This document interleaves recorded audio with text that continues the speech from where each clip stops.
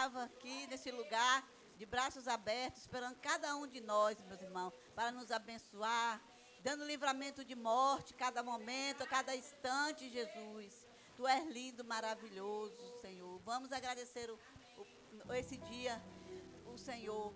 Senhor Deus Todo-Poderoso, nós estamos aqui, Pai querido, Pai amado, para te agradecer pelo dia de hoje, meu Pai, pelo dia de ontem, pela noite, meu Pai, pelo amanhecer, Senhor, que nós estamos aqui porque o Senhor permitiu, meu Pai. Obrigado, meu Deus, Senhor, pelo nosso fôlego de vida, pelo ar que respiramos, meu Pai, pelo livramento de morte, Senhor, o livramento que a gente não vê, mas o Senhor vê, meu Pai, que o Senhor cuida de nós cada detalhe, cada momento, Senhor.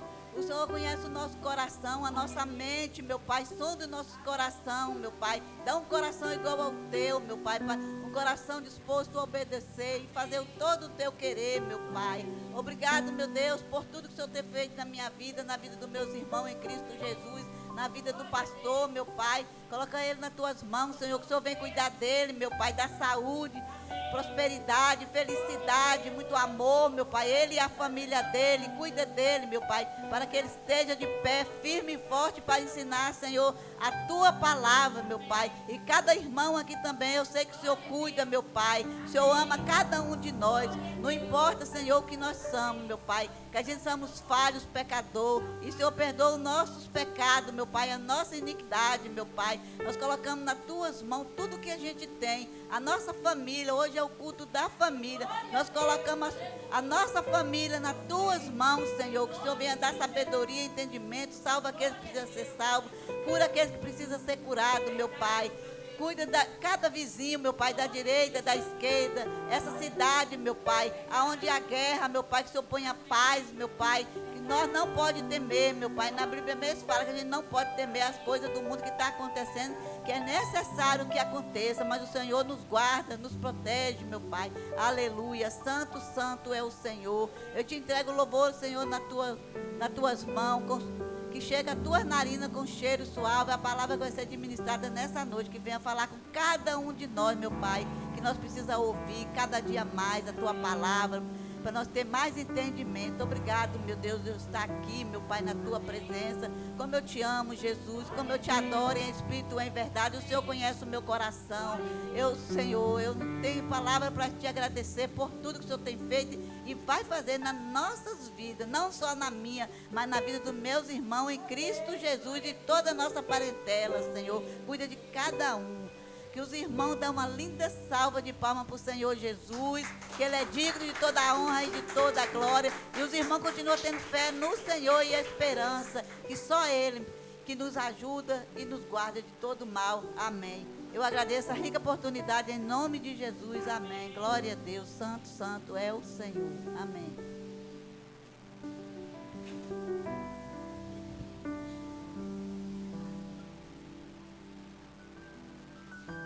Pode deixar os meninos aí. Os meninos são bênção.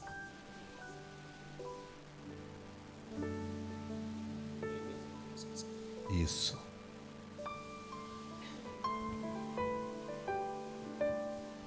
Boa noite, irmãos. Vocês estão bem? Estão bem? Glória a Deus por isso. Eu gostaria que você abrisse sua Bíblia juntamente comigo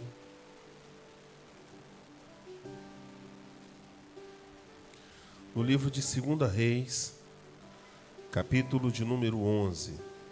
Segundo livro dos Reis, lá no Antigo Testamento, capítulo de número 11.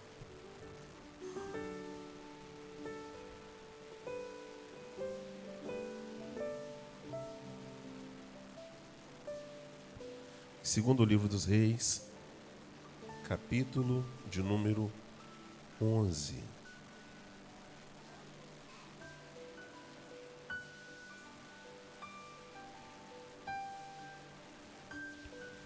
Deixa eu ver se é isso mesmo. Eu disse Reis, perdão, é 2 Samuel, irmãos. Falei Reis, né? Me perdoem. Como trata da história de um rei, aí eu me confundi, mas eu já desconfundi. É 2 Samuel, Samuel, capítulo de número 11.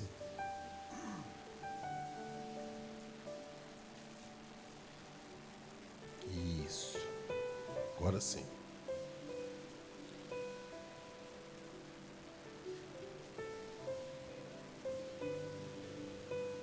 Todos encontraram? Amém ou não amém? Se não encontrou, eu espero você encontrar. Enquanto isso, você que está em casa, se inscreva no canal. Como é que fala? O que mais? Ativa o sininho. O que mais? Eu não sei, eu esqueci. É isso que está aparecendo aí embaixo. Aí. Todo mundo achou? Amém ou não amém? Achou não? Eu espero assim, um minutinho só. Você acompanha com a gente aqui no nosso telão. Segundo livro do profeta Samuel, capítulo de número 11. Nós vamos ler apenas 2 versículos dele. Capítulo 11, versículo de número 14. Todos acharam?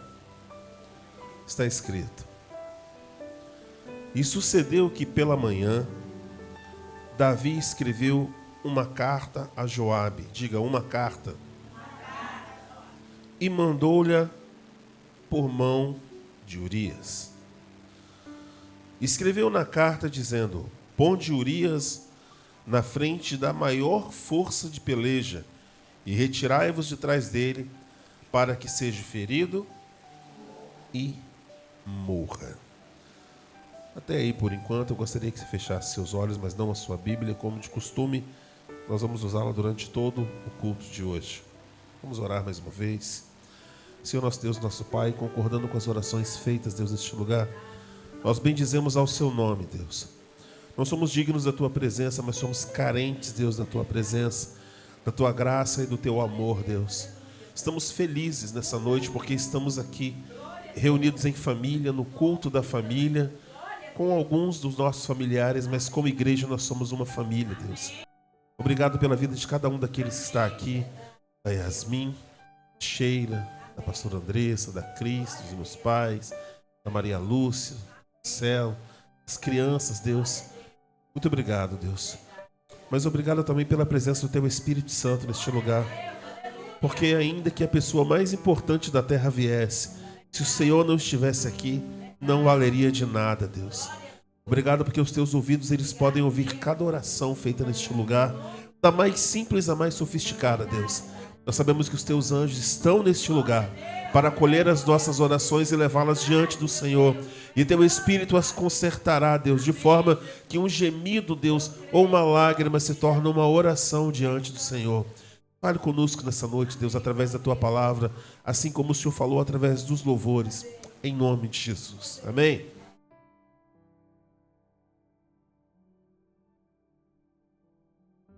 Se a história de Davi e Urias fosse escrita hoje, ele seria conhecido como um rei talarico, fura-olho, é isso? Alguém que não tinha respeito por aquilo que não é seu. Resumindo a história, o rei Davi, todo mundo conhece, o maior rei da história de Israel, aquele chamado homem segundo o coração de Deus. Certa vez ele está no seu palácio e aí ele vai até a sacada do palácio. E lá de cima ele avista uma bela mulher que estava na sua casa tomando banho. Ele põe os seus olhos sobre ela e, assim como todos os homens, o homem ele é atraído por aquilo que ele vê. Ele viu uma belíssima mulher que estava tomando banho e em seu coração ele a desejou. Imediatamente ele manda um mensageiro ir até a casa daquela mulher e ele nem se preocupa em saber de fato quem ela era. Apenas manda dizer a ela que o rei queria falar com ela. Ela vai até o palácio e ele a conhece, sabendo que ela era chamada Batseba, esposa de um homem chamado Urias, um soldado. E independente da circunstância que não permitia que eles tivessem nenhum tipo de relacionamento, Davi, apesar das esposas que ele tinha, das concubinas que ele tinha, ele quis aquela mulher que não era dele, que não pertencia a ele. E aí ele vai ter uma relação sexual com aquela mulher. E logo depois ela vai embora. Passa o tempo. A mulher, ela manda dizer para ele que ela estava grávida daquela situação. O marido dela estava na guerra, lutando pelo rei e por Israel. Mas diante dessa situação, e agora, o que fazer? Talvez ele tenha pensado aquilo que a gente sempre pensa, em dar um jeitinho de alguma forma para, por último, quando tudo dá errado, orar e falar com Deus. Infelizmente, nós temos esse costume, né? A gente toma a decisão para depois perguntar a Deus se ele vai abençoar ou não. Se você já tomou a decisão errada, vá até o fim. Porque você vai ter que colher aquilo que foi plantado. Sim ou não? Sim ou não, irmãos? Não tem jeito. A lei da semeadura diz que aquilo que o homem plantar, ele vai. Ninguém é obrigado a plantar. Mas se plantou, vai ter que colher. Não tem jeito. Davi, então, tendo o seu trono, o seu reino nas mãos, a presença de Deus que vinha sobre ele quando ele tocava a sua harpa, que antes libertava o rei Saul da possessão de demônios, agora se vê diante de uma situação muito complicada, porque ele não poderia casar com a mulher porque ela era casada. Ele não poderia assumir um filho porque a mulher era casada. Ele não tinha como justificar que ela estava grávida porque o marido dela não estava na guerra. O que fazia então? Ele manda chamar esse homem chamado Urias. Traga Urias aqui. E esse Urias vem para o palácio. E ele fica na porta do palácio, Yasmin. E Davi vê aquele homem ali e manda chamá-lo. Falou, olha, obrigado por você ter lutado, mas vai para casa, vai descansar um pouco, vai ficar com sua mulher, vai curtir um pouco. Ele falou, rei, eu não posso fazer isso porque o povo ainda está em guerra, os outros soldados estão na guerra pelejando por Israel. Não, rapaz, deixa isso para lá, vai. Não, rei, eu não vou.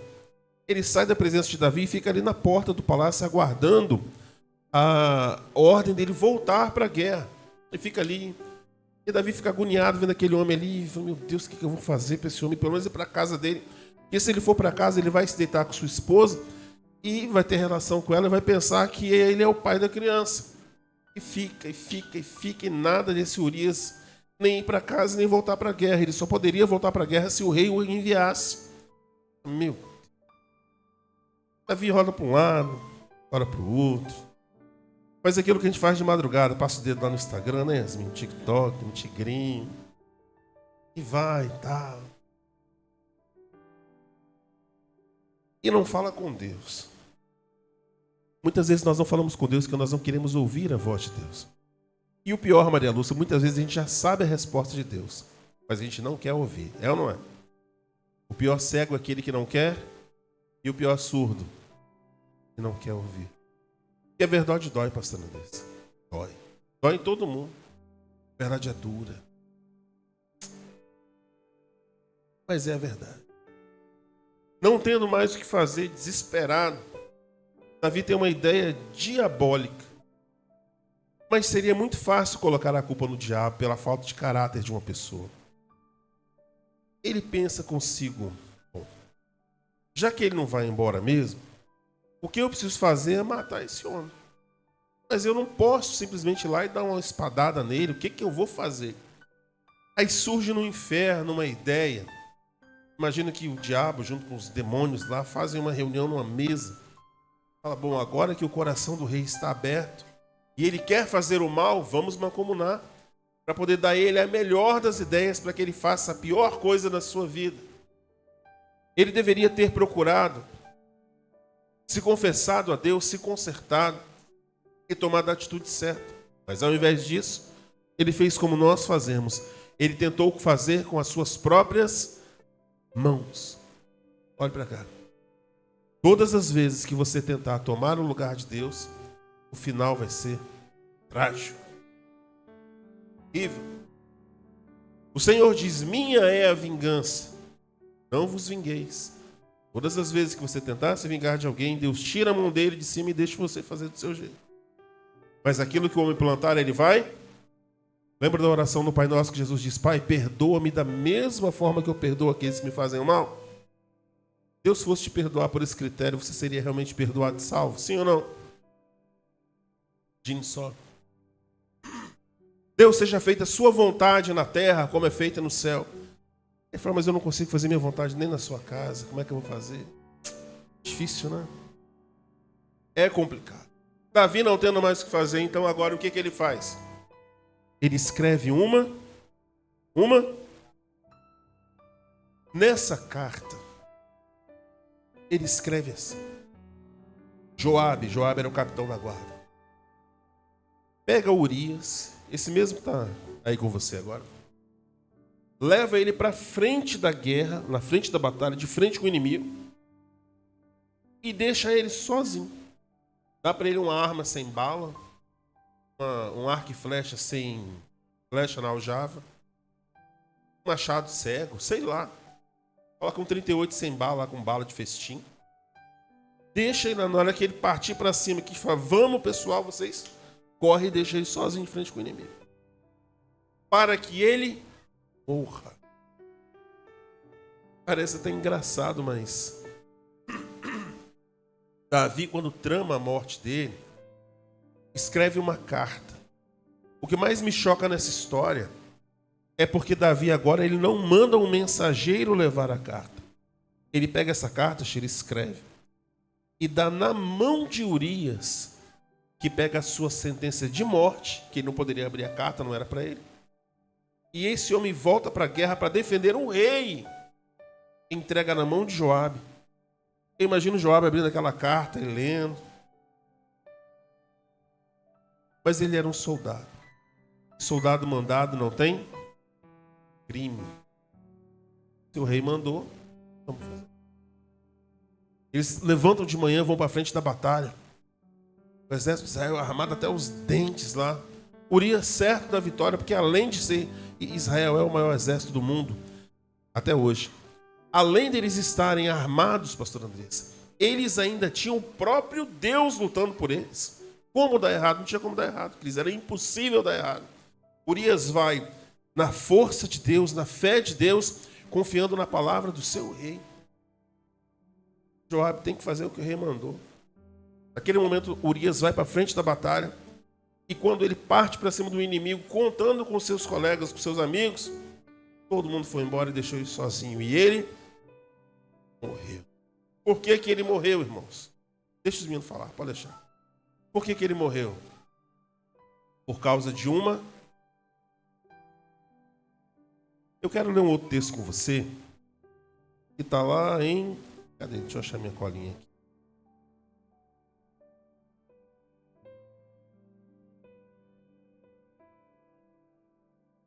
Segunda Coríntios, capítulo de número 3. Segunda carta de Paulo.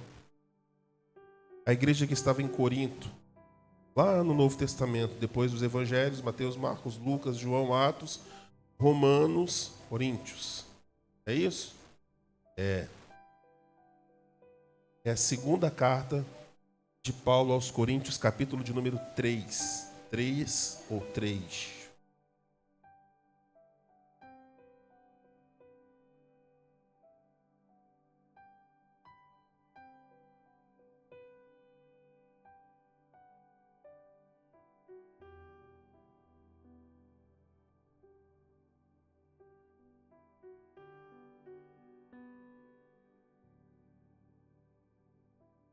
Todo mundo achou?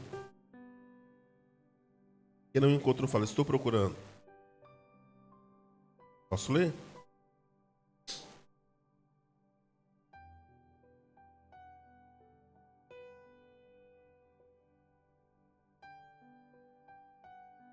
Esses dias um rapaz chegou aqui e ficou batendo no portão, falou, entrega. Aí eu cheguei lá e estava com um pacote na mão assim. Tinha um desenho no pacote de um bichinho de andar com rodinha, como é que é o nome? Aquele negócio de Davi. Era bicicleta aqui, desse tamanhozinho? Seja. Eu olhei e vi que era algo, né, de montar para criança. Hoje em dia nem embalagem mais eles colocam, né? Vem com a caixa do jeito que vem. Antigamente, não na minha época, que eu sou de Santo de Junho para cá. E é verdade. Fazia-se... Escreviam-se cartas e colocava selo. A gente via nas novelas, não via novela, minha mãe que assistia novela.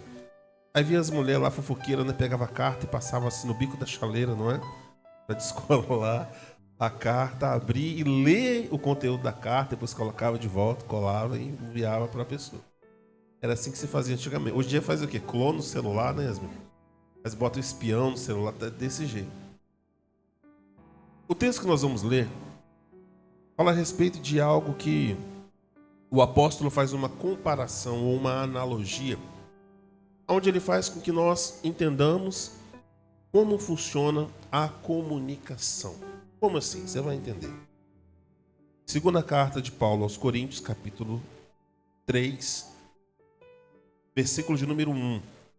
Está escrito: porventura, começamos outra vez a louvar-nos a nós mesmos?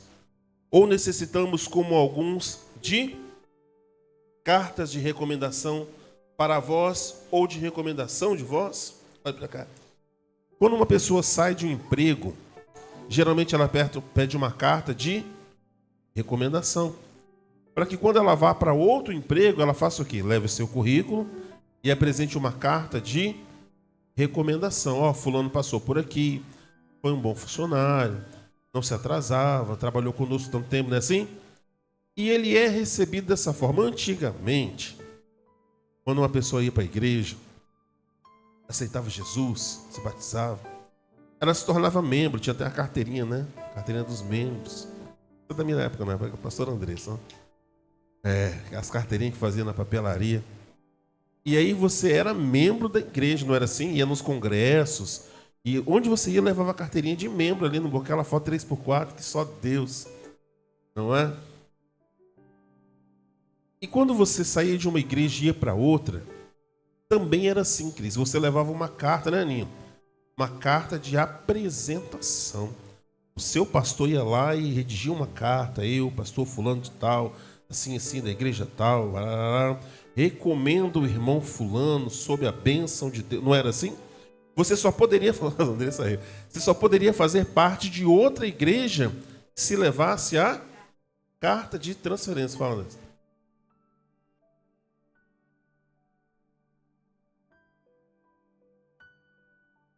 E era assim, deveria ser assim até hoje, né?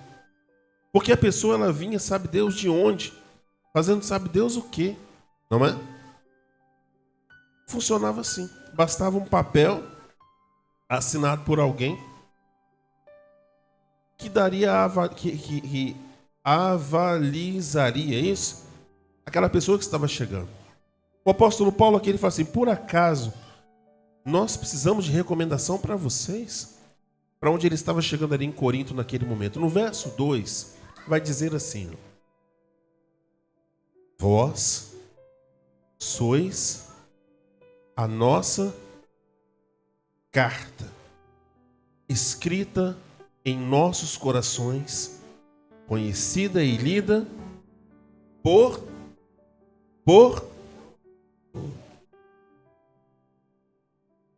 um dia eu fui com o Cris. Eu sou muito observador, né? E assim, eu não sou muito de conversar, Cris que chega conversando com todo mundo. Eu sou sempre na minha.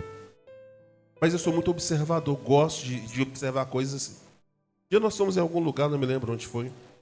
E uma menina tinha uma tatuagem assim no pulso, a atendente, né? Eu achei bonita aquela tatuagem, interessante o desenho. Foi no shopping Vitória, não. Esse último que a gente foi. E ela era bem branquinha, assim, bem branquinha. E na pessoa branca a tatuagem aparece, mesmo que seja pequenininho. Eu olhei assim, um símbolo, uma estrela, um negócio assim. E fiquei olhando enquanto ela atendia a gente lá. Aí eu falei: poxa, que tatuagem bonita essa sua. Ela significa o quê? Ela falou: nada. E como assim, nada? Eu vi um desenho lá e gostei e mandei tatuar. Ah, legal. Aí quando nós saímos dali, eu falei com o Cris, falei: meu Deus, como é que uma pessoa marca o próprio corpo para sempre? Um símbolo que não significa nada, não tem nenhum simbolismo para ela e nem ela sabe o que está escrito ali. Você faria isso, sim ou não? Por que não? Hã? Por que não? Vocês lembram de um rapaz que roubou, que foi desse tapando a tatuagem? Vigia desse. A Sheila está tapando ali também. Teve um rapaz não sei se vocês vão lembrar disso, algum tempo atrás, que ele cometeu um roubo, não sei se vocês lembram disso. E ele foi pego pelos populares ali, escreveram na testa dele, tatuaram na testa dele: eu sou ladrão e vacilão. Aí houve aquela comoção e tal, que não pode fazer isso, né? Aí levaram ele lá, removeram a tatuagem dele assim, com aquele laser, né? A laser, tiraram. Quando foi no início desse ano, ele foi preso de novo, fazendo o quê? De novo. Tiraram a marca dele, mas por dentro ele continuava do mesmo jeito. Aí foi preso de novo, roubando de novo. Imagine se cada coisa que nós fizéssemos na vida tivesse tatuado em nós e fosse aparente para os outros.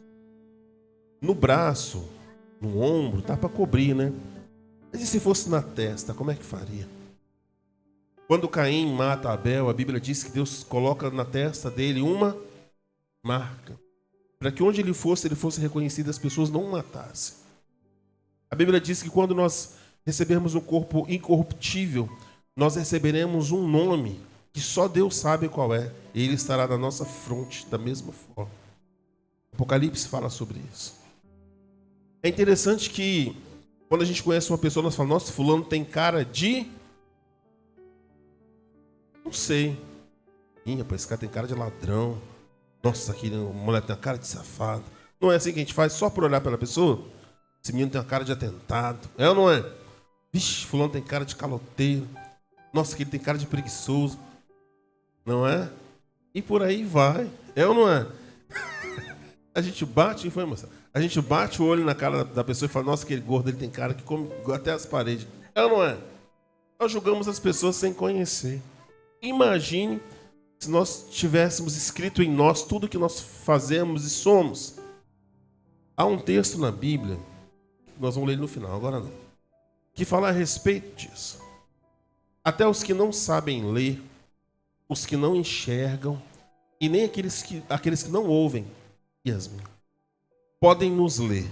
Eu tenho um amigo, eu gosto muito dele, o Davi. Não sei se vocês conhecem ele, Davizinho, que tem uma motinha aqui, agora uma bicicletinha, agora é uma motinha. Tirando para cima e para baixo aqui na mar. Conhece ele? Ele era criança, né? Teve um problema que ele tomou os remédios da mãe ou do pai. Ele teve uma paralisia cerebral, onde ele perdeu a fala e alguns movimentos. Mas, psiquicamente, ele é perfeito. Ele foi meu aluno, né? Deu aula para Davi num projeto que nós tínhamos antigamente. E ele não fala nenhuma palavra, nada. E eu estava conversando com o Cris esses dias. Falou: eu encontrei o Davi. Falei: como é que ele está? Falei: como é que eu vou saber? Que ele não fala. Aí eu falei: mas você já me viu batendo altos papos com ela? Ele falou: sim. Ele vinha para cá, ficava 1 ou 2 horas conversando e rindo, e kkk. Porque eu passei a entendê-lo da forma como ele consegue se comunicar. Eles falam: mas como é que é possível? Eu falei: não sei. Ele fala. Eu falei: não, mas eu falo, ele entende, faz sinais e tal. E a gente se entende muito bem, não é? Não é aquela conversa de fulano, ou como fala com criança. Ele é um adulto normal. Normal. Você pode perguntar qualquer coisa que ele vai dar um jeito de responder e você vai entender. É engraçado que nós não precisamos falar para que as pessoas nos ouçam. As pessoas nos observam o tempo inteiro. Ou nos leem. Nos leem. Se você fechasse os seus olhos agora, deixa o olho aí. Quem tem olho, fecha o olho aí. Faz de conta que você não me conhece e nunca veio aqui. Você só apareceu aqui do nada, seu olho está fechado. Se eu dissesse para você assim: boa noite, eu me chamo Éder Nascimento, sou casado, sou o pastor desta igreja, tenho 1,90 m, sou branco, loiro, dos olhos azuis. Pode abrir o olho. Qual é a graça? Você ouviu o que eu falei, sim ou não? Mas seus olhos mostram o quê? O quê? A verdade. Porque a verdade não pode ser escondida por muito tempo. A Bíblia diz: não há nada em oculto que não venha a ser revelado. Nossa, mas fulano parecia um homem de Deus quando foi ver no final. Parecia uma mulher de Deus quando foi ver no final. Parecia uma pessoa certa quando viu no final. Porque de Deus não se zomba. Não há nada em oculto que não venha a ser revelado. E a Bíblia chega a dizer, aquilo que se faz escondido vai ser gritado no alto do monte, para que todos vejam e ouçam. Entende isso? Isso não é algo para envergonhar ninguém, é o contrário. Nós, Aninha, como crentes, como cristãos, nós devemos ser lidos pelo mundo como cartas vivas escritas por Deus. Falar em nome de Deus é fácil. Pregar é fácil. Cantar é bonito. Mas as pessoas querem ler em nós a verdade. Não a verdade dos lábios, a verdade daquilo que a gente faz. É ou não é? A Bíblia diz, muitos são chamados, mas poucos são de verdade. Deus, Ele... Olha para cá. Ele conhece você. Não adianta a gente fazer nada para impressionar uma pessoa, porque Ele, na verdade, nos conhece. E todos os dias Ele nos dá uma oportunidade de nós verdadeiramente nos convertermos, mudarmos a nossa atitude, nosso jeito de pensar, nosso jeito de sentir, para que isso venha a transbordar, entende? Por isso há um verso na Bíblia que diz, a boca fala do que está cheio. Mas será que é verdade?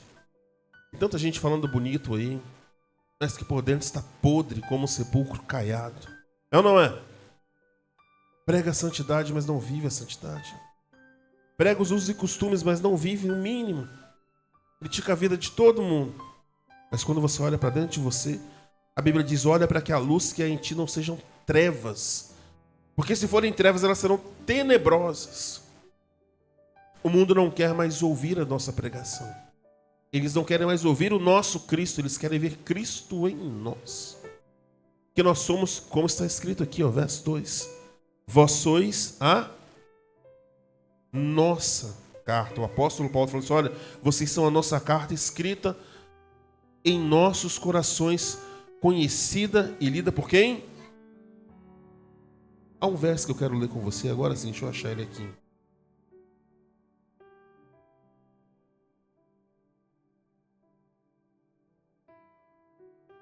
Está em... Cadê?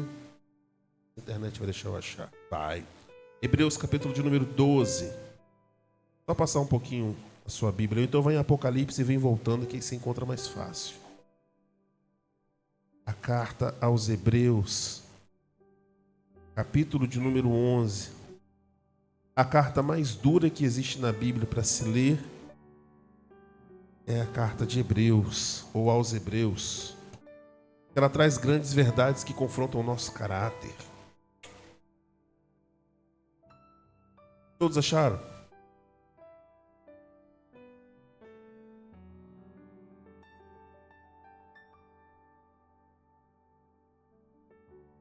Antigamente, quando a gente escrevia nas primeiras séries, né, era a lápis.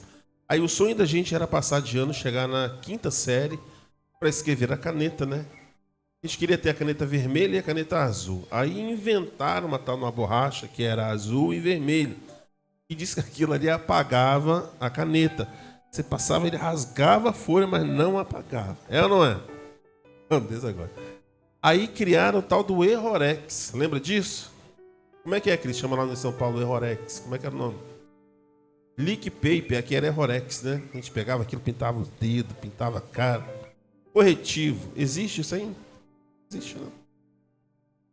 Era a forma que tinha de corrigir. A gente via que estava tudo pintado lá. Esse texto que nós vamos ler agora, vai entender onde eu quero chegar. Vamos lá. Verso 1 diz assim: portanto, nós também, pois que estamos rodeados de quê, irmãos? De quê? Uma tão grande nuvem de testemunha de quê? Você já presenciou algum crime, ou um acidente, alguma coisa assim? A primeira coisa que acontece são as testemunhas que vêm, a polícia chega para apurar e pergunta assim: alguém viu o que aconteceu? Aí sempre tem, eu vi. Ou a pessoa que fala, não fala que eu vi, não. Não é assim? Porque a Bíblia diz que pela palavra de 2 ou 3 testemunhas, toda a palavra se confirma. E na justiça também é assim. É necessário que haja testemunhas oculares ou alguém que viu ou ouviu aquilo que aconteceu. O texto que nós estamos lendo aqui diz assim, olha, portanto nós também, pois estamos rodeados de uma tão grande nuvem de... As pessoas estão o tempo todo lendo aquilo que nós somos. As pessoas leem o tempo inteiro aquilo que nós somos no trabalho, em casa, na escola, na rua, na nossa vizinhança. É ou não é? As pessoas o tempo inteiro estão nos lendo. Imagine você botar uma roupa diferente e falar aí, fala que é crente. É ou não é? O Senhor te leva no limite. Quando você estoura, fala aí, depois fala que é crente. É ou não é? O tempo todo, o mundo espera isso da gente, é normal. Que as pessoas, Maria Lúcia, elas olham para nós a partir do momento que nós servimos a Deus e não nos veem mais como pessoas simples. Nós passamos a representar o reino de Deus. É ou não é, Aninha? Aí fulano ora na igreja de canto é muito bonito, mas na rua só fala palavrão. Aí fulano que fala que é crente está aí no meio dos ímpios, pior do que os ímpios. É ou não é? Na escola, a igreja é santinha, na escola só no TikTok lá, só no... Meu Deus, os crentes são pior que os ímpios. E eles são os primeiros a nos acusar. É ou não é? Somos rodeados por uma tão grande nuvem de... Diz aí, ó. Que tão de perto nos rodeia e corramos com paciência a carreira que nos está proposta. Verso 2, alguém leia para mim bem alto.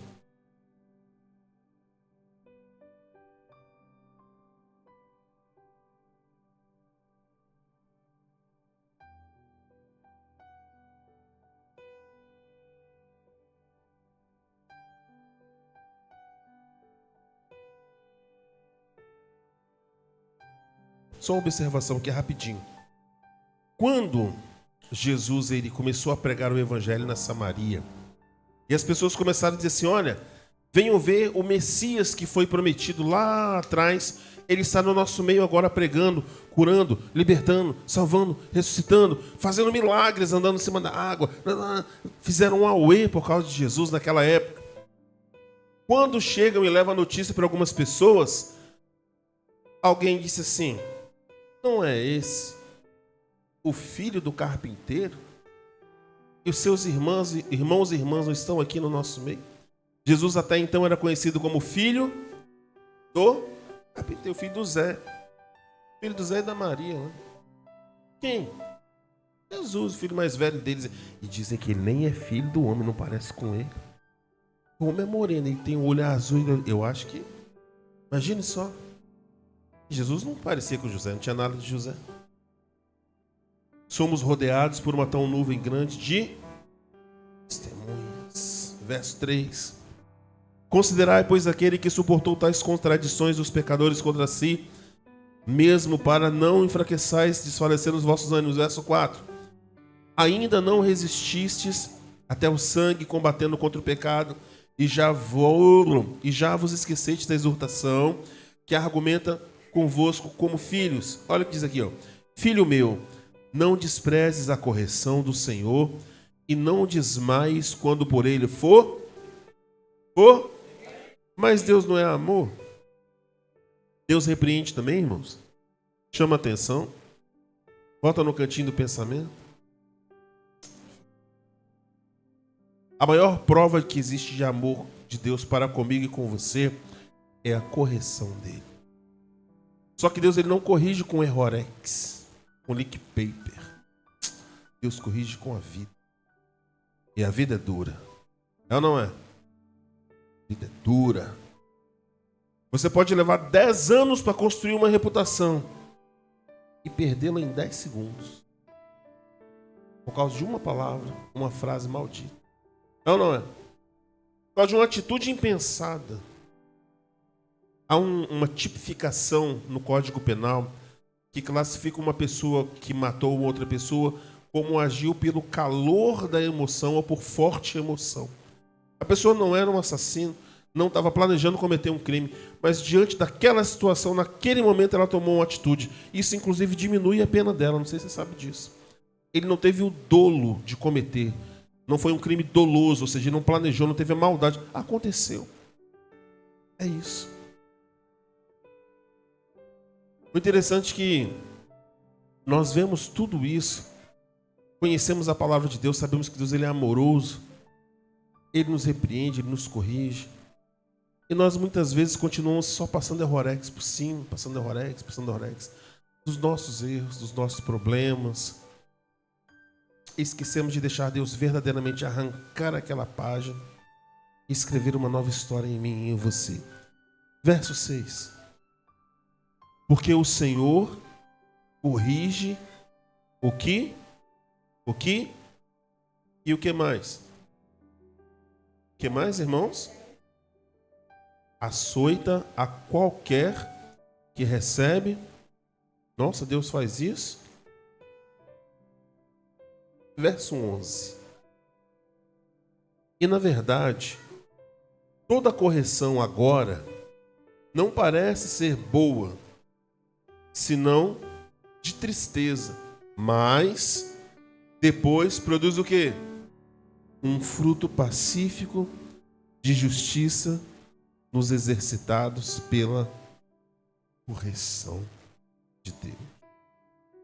Somos como cartas vivas, escritas todos os dias. Tem dia que a gente vai errar mesmo. Poxa, eu errei. Lembra de Davi, da história dele lá? Davi que mandou Urias, lembra disso? No capítulo seguinte ao que nós lemos, Deus revela a um profeta chamado Natan. Natan? Foi o profeta Natan? Lembra aí? Foi o profeta. Foi Natan. Foi Natan? Posso falar errado, não. Qual foi o texto que eu li de Samuel? É Natan? Foi. Todo profeta que eu confundi aqui. Vamos lá. Deus revela ao profeta aquilo que Davi havia feito em oculto. O profeta chega e fala assim: eu quero falar com o rei. O rei fala: manda ele entrar. Ei, rei, tudo bem? Tudo bem? Como é que você está? Tudo bem, meu filho, mas tudo certinho. Então, rei, eu tenho um negócio para falar com o senhor.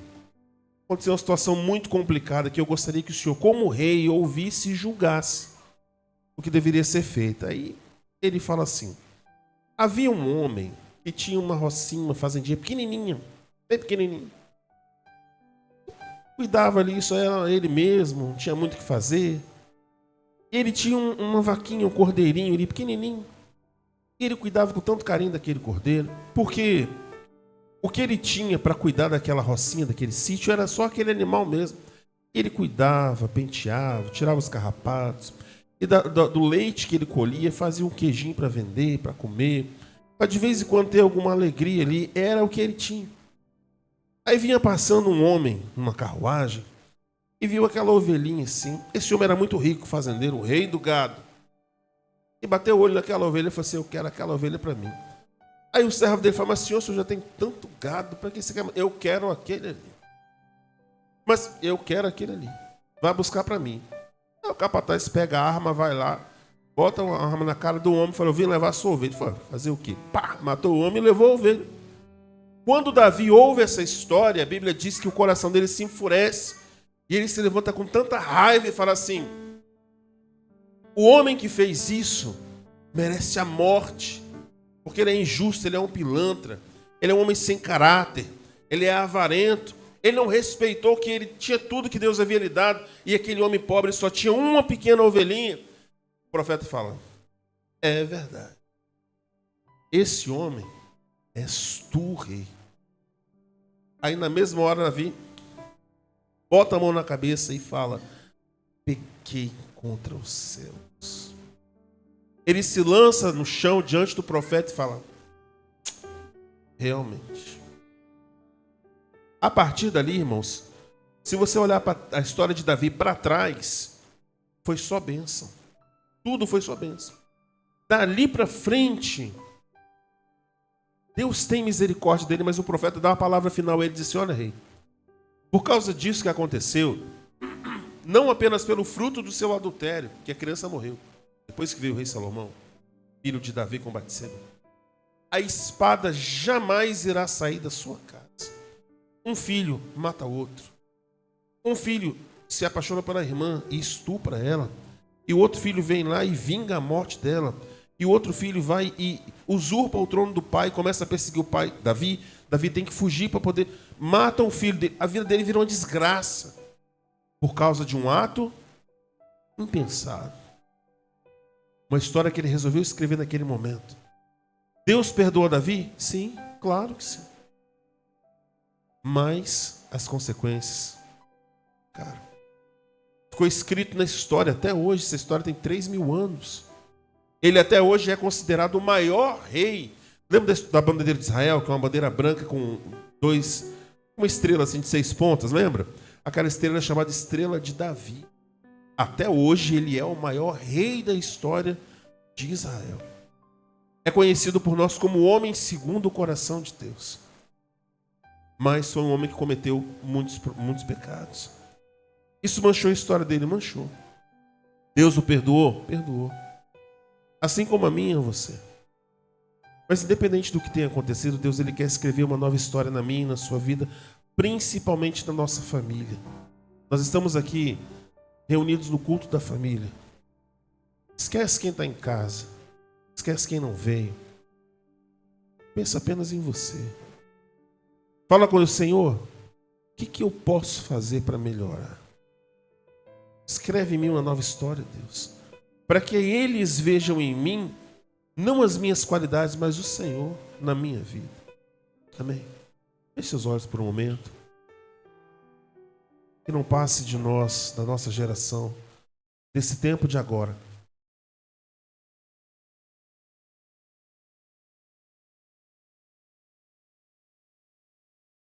Que não passe de nós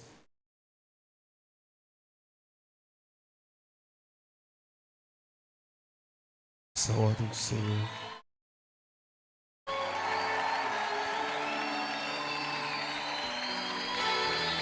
Feche seus olhos.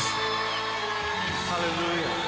Somos verdadeiramente o povo, a nação santa, escolhido para ministrar diante do Senhor um louvor sincero. Que não passe de nós o teu Espírito e tudo o que foi dito a nós venha se cumprir. Que não seja preciso que se levante outra geração, que vá avante, venha sobre nós e realize o teu querer.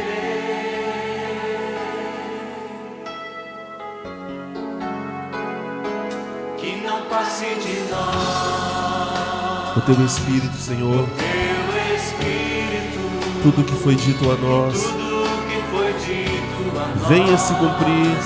venha se cumprir. Que não seja preciso que se levante Que não seja preciso que se outra geração que vá outra avante. geração que vá Venha sobre nós, avante, Deus. venha sobre nós e realize o teu querer. Toda geração de adoradores, Geração de adoradores, queremos ser sacerdócio santo pra te oferecer o perfeito louvor.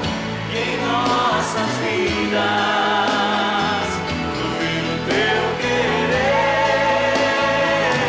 Geração de adoradores, queremos ser sacerdócio santo pra te oferecer o perfeito louvor. E em nossas vidas fluir o teu querer. Senhor nosso Deus, nosso Pai. Que o Senhor possa olhar para a nossa geração, meu Deus. Que nós não esperemos vir mais uma guerra sobre a terra, Deus. Nós não podemos fazer nada para impedir isso, Pai. A guerra que o Senhor nos chama para poder lutar, Deus, é uma guerra sobrenatural. As armas da nossa milícia não são carnais, Deus, elas são poderosas no Senhor, meu Deus. Nos revista, Deus, com a armadura, Deus, do Espírito Santo. Levante, meu Deus, uma geração, Deus, não daqueles que falam apenas da teoria, mas daqueles que vivem, Deus, a unção do Teu Espírito Santo. Aqueles, Deus, que te buscam nas madrugadas, meu Deus.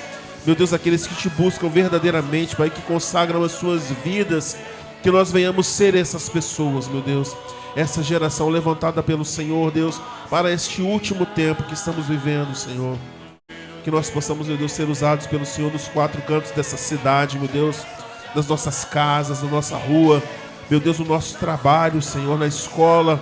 Levante jovens, meu Deus, dispostos a fazer a tua vontade, Senhor, comprometidos com o Senhor, meu Deus. Assim nós oramos essa noite em nome de Jesus. Amém. Amém. Tem aviso? Não. Que dia é hoje, gente? Dia 5 de março. Tem não, né?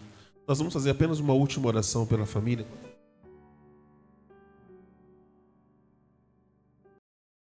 Deixa eu ver se eu tenho aviso aqui. Tem, mas eu não anotei, então não tem não. Ah, tem sim.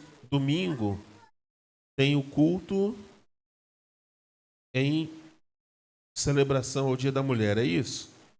É isso, pastor? É isso? É o Dia da Mulher, gente? Eu salvei em algum lugar aqui, mas eu perdi. Enfim. Vai ter culto normalmente domingo às 10 horas, por enquanto, tá bom? Culto em celebração ao Dia Internacional? Quer falar? Não. Dia Internacional da Mulher. Se você for mulher, venha. Se você conhece alguém, traga. Traga uma mulher, vai ser uma benção. Amém? Acorda cedo. Cedo não, 10 horas não é cedo mais, né? Vem que vai ser uma benção, tá bom? Eu gostaria de pedir aos irmãos que estivessem em oração pela nossa igreja, pelo culto de domingo, irmãos. Nós sabemos que as mulheres representam de 70% a 80% de todas as igrejas no mundo inteiro. Então, vamos estar orando pelas mães, pelas mulheres, pelas filhas, enfim. Quem é mulher, vem que vai ser uma bênção. Que os irmãos possam estar orando também pela recuperação da filha da irmã Silvana. Teve uma febrezinha, eu falei com ela hoje mais cedo, não estava muito bem. Ela disse que não viria à igreja, que a criança não estava muito bem. Bom, e tem mais alguém que quer fazer algum pedido de oração? Fala aí, Aninha. Amém. Alguém mais? Olha agora, o cara para sempre. Fala aí, pastor.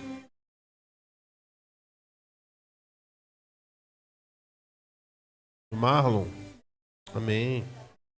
Glória a Deus. Amém. Alguém mais? Coloque de pé, então, vamos orar.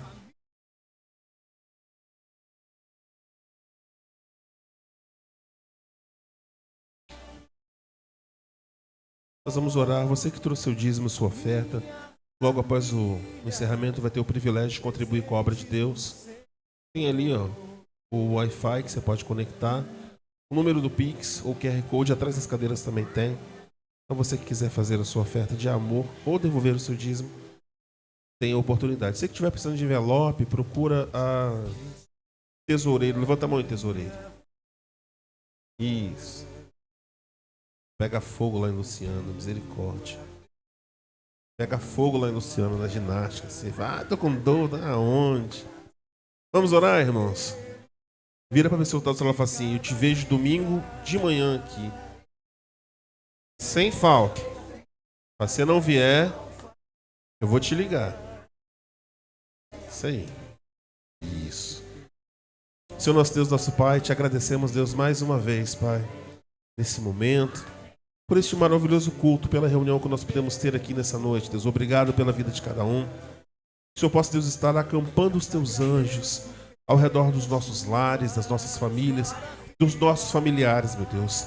Joga por terra toda a obra do inimigo, meu Deus, toda a palavra maldita, todo o trabalho feito nas encruzilhadas, seja desfeito agora, em o nome do Senhor Jesus, meu Deus.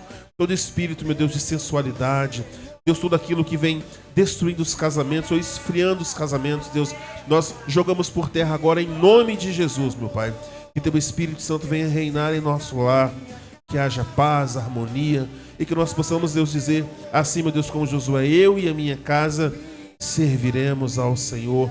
Ou a promessa de Paulo, Deus, do Senhor a Paulo e ao carcereiro: crê no Senhor Jesus e será salvo tu e a tua casa. Nós cremos no Senhor, Deus, e Deus, nós queremos um dia dizer, para que todos possam ver e ouvir, Deus, que nós e a nossa casa servimos ao Senhor, Deus.